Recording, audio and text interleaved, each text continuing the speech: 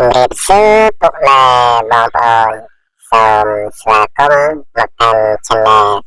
ប្រាប់ឆ្នោតយួនជារៀងរាល់ថ្ងៃនេះដែរបងមានដំរីឆ្នោតមកចែកជូនពុកម៉ែបងប្អូន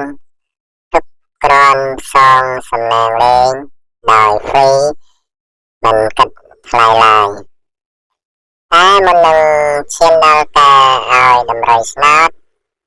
សូមទៅពុកម៉ែបងប្អូនជួយចុច like វីដេអូ subscribe ដាក់រូបកណ្ដឹង comment ខាងក្រោមវីដេអូមួយផង